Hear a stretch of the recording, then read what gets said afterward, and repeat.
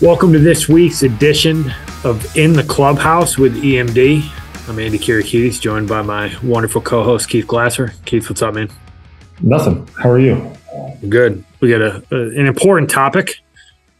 A bunch of different coaches that we've talked to have brought this up and figured it was worth a few minutes to discuss, but the importance of watching college baseball, either in person, ESPN Plus, streaming, legally, illegally, any way you can get it done.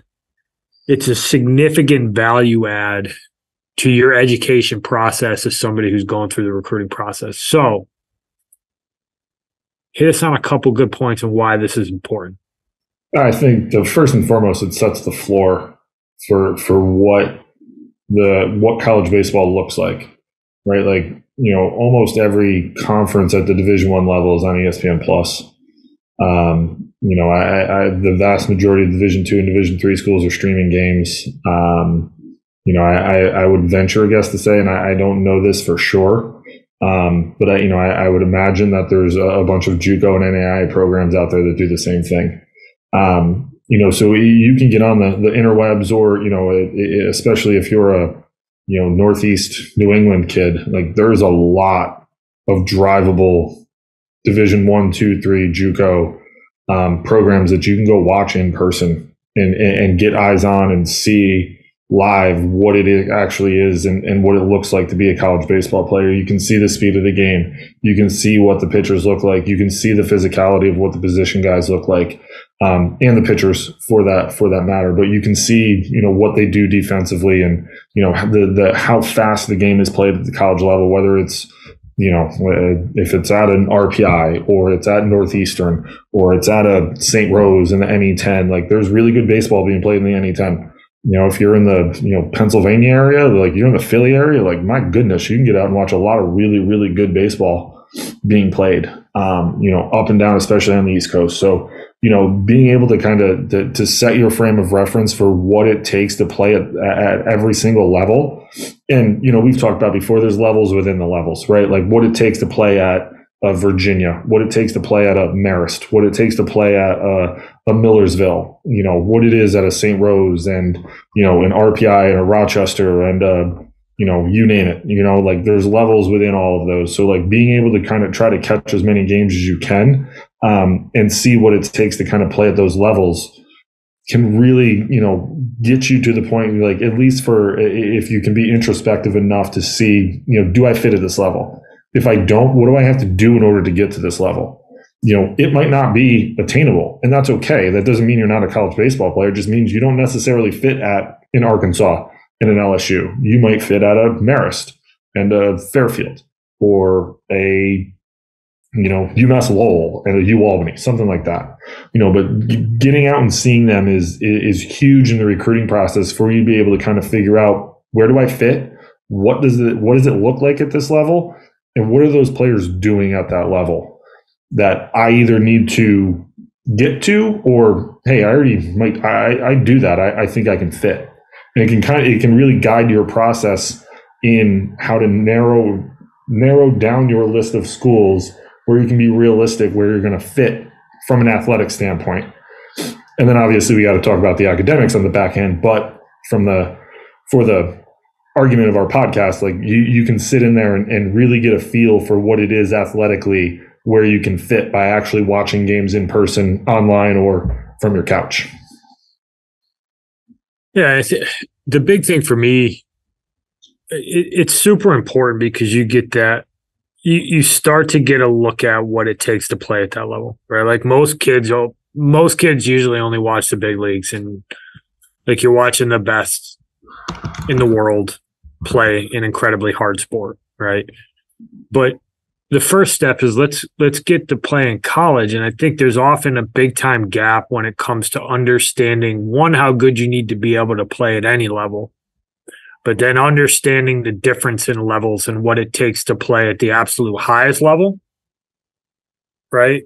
We had Coach Soleno and Coach Hobbs on recently from Arkansas and Wake Forest. Like, you're talking top of the freaking food chain. Like, it is They're Division I programs, but the player that plays at Wake Forest and plays at Arkansas isn't the same player that plays at Marist, right? It's just that simple, but you have to understand it. And the easiest way to understand it is to experience it or see it, right? And if you're a parent or you're a player and you live in a relatively metropolitan area, right?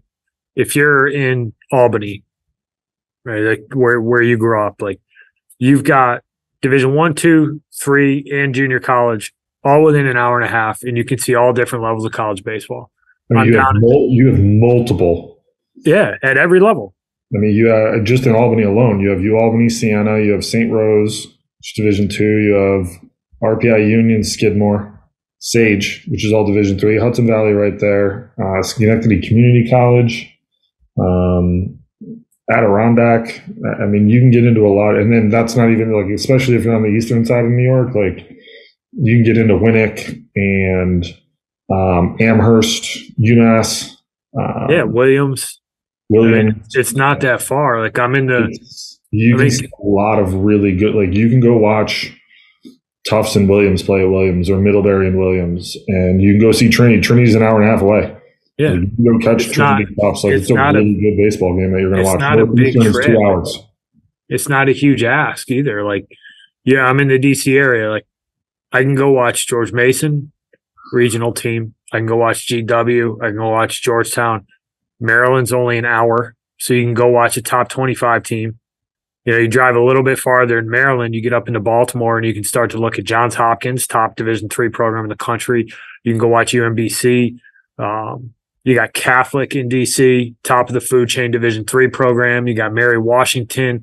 You got Marymount, 2 other really good Division III programs. Like, you have this at your fingertips, and you have the ability to go see this. Like, don't even get into Boston. Like, I mean, you can see everything from BC to Suffolk Community College in Boston. Like, you could see an incredible array of schools. But if you're in one of these metropolitan areas, if you're in the Philly area, or if you're listening, you're down in Atlanta, like, you can see a wide spectrum of baseball. Take a Sunday and go watch a Sunday 1:00 start. Like, if you're in the DC area, look up Georgetown's schedule, look up Maryland's schedule. If you're not doing anything that's that important on a Sunday, you want to find out what it looks like to see Rutgers and Maryland play. You want to see 2 top 25 programs. You want to see what it takes to play at that level because you think that's how good you are.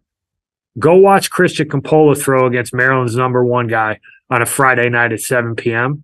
And then really take a step back and go, am I good enough to play at that level? And then on Sunday, go watch Catholic run out their #3 guy who's going to be 86 to 89 and ask yourself, am I good enough to play for them? And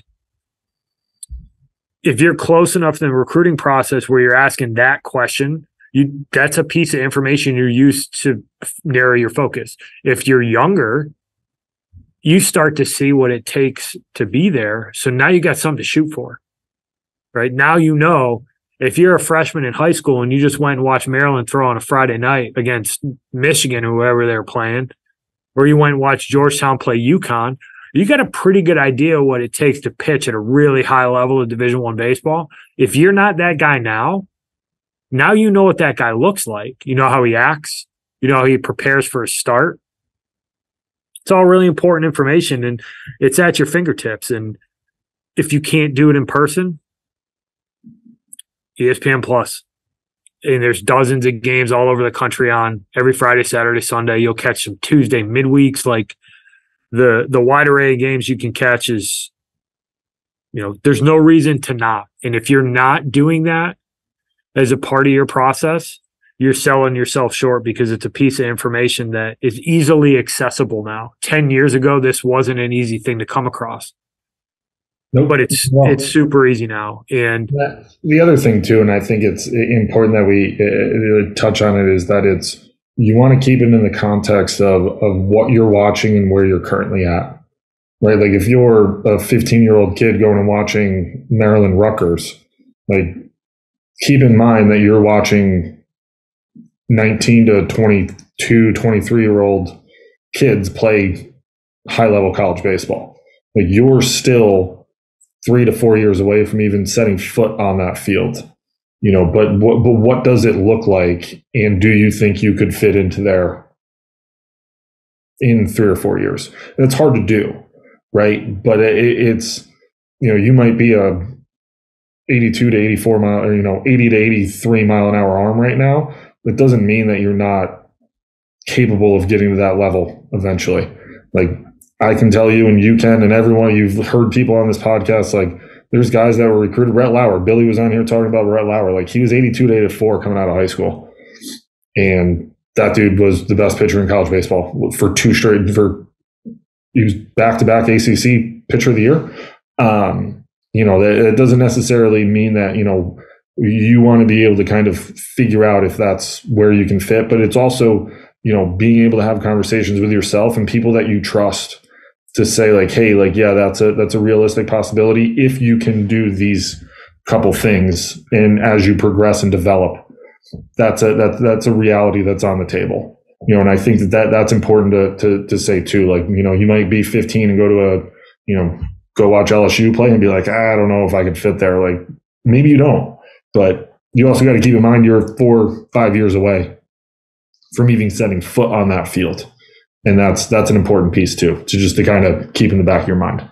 Oh, for sure. And I think if you are that kid and you go to one of those games and you're in awe of how good they are, use that as a benchmark for, like, hey, well, like, start to ask yourself, well, that's where I really want to play. Like, what can I do to put myself in a situation to give myself the best chance to do it? You may not make it. A small percentage of kids end up playing at that level, and that's okay. But if you see it and you can visualize, hey, that's what a dude looks like at that level, and I want to get as close to that as possible, well, now you start to put together a plan that's going to give yourself a chance to get there. The one last thing I'd say about this is when you go and you watch these games or you watch them on television, don't just lock in on velocity. Don't just lock in on how far a ball gets hit. Look at how these guys play the game, right? Look at the nuance of it. Pitchers being able to hold runners, being able to throw strikes into different quadrants of the zone, being able to spin breaking balls, being able to cross count guys with a guy in scoring position. Like, look at the game, because college baseball is not high school baseball. It's not showcase baseball. It is a game that you play to win. And you need to understand that people are doing things for very specific reasons. Pitchers are getting thrown in certain counts for very specific reasons. You're going to have guys in action counts that are going to run. You're going to see guys bunt. You're going to see pitchers back up bases. Like, look at the finer points of the game. Because the quicker you can start to see the game through that lens, especially if you're able to do it in person and you can see how these guys prepare themselves, the better suited you're going to be when you get to campus to take on the task of being a college athlete and understanding the detail that is required for you to even get on the field. So, pay attention to more than just how hard a guy's throwing. Pay attention to more than just how fast a guy runs. Like, look at how the game is being played, and you'll educate yourself on that portion of it as well. Yeah, I mean, I think it's, we talk about going and watching or sitting down on your couch or your whatever thing you're going to sit down on and watch, is to, like, legitimately watch. Put your phone down, put your computer down, whatever, and legitimately watch the game and how it's being played. Because that's going to tell you so much more when you can lock in on that stuff, because it is, first and foremost, it's a completely different game, and we've touched on that a lot. And I think if you're listening to this at this point in time, like, you've been able to kind of garner that through a lot of the conversations we've had with coaches, that, like, there's so much more that goes into playing baseball at the college level than it is at high school. And it's not to say that, high school baseball is not good. It's just like, you're now playing against the top, just for argument's sake, 10% in the country. So you're playing against really good players. So that margin of error has now shrunk down considerably when you get to that level. So, like, being able to legitimately watch and pay attention to what's going on, and, watching the base runners, and, what jumps the guys get in the outfield. And, when you see outfielders shifting in counts and infielders moving in specific counts where, they know what pitch is being thrown. So they're moving defensively to kind of combat where that ball might be hit. It's little things like that, and outfielder base runners checking outfield depth and outfield positioning so that they know when a ball's hit, I can go first and third on this, or I'm going to score, whatever it might be. Like, it's little things like that where, you want to pay attention to kind of see like what is actually being, how it's being played at that level. Because obviously it's being taught, so you're going to learn that eventually, but how that game is being played there so that you can kind of get a feel for what it looks like, at each level that you're going to watch. Hell yeah, brother. Spot on. Anything else you'd like to add on this wonderful topic? No, just get out there and watch. Like, it's a phenomenal game. I mean, I know you do it and I do the same thing. Like, the amount of college baseball I watch in the spring is I watch more of that than I do. Way more than I watch professional baseball in the summer. Spring, I lock in obviously towards the end of the year in playoffs with the pro ball, but I'm locked in from mid-February through May, June on college baseball because it's always on. ESPN Plus is my best friend. I just sit there and flip on games and watch as much as I possibly can. Absolutely. We have some favorites. We won't call them out, but yeah. Moral of the story is find time to go watch college baseball. If you can't do it in person, throw it on ESPN Plus and learn from it. Use it as a tool. Use it as a piece of information that can help you in the recruiting process.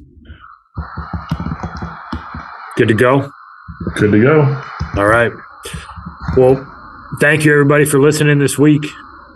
EMD Baseball on Twitter and Instagram. Catch us on the interwebs, emdbaseball.com. You want to find out more about how me and Keith use our college coaching experience to help families. Until next week, thanks, everybody.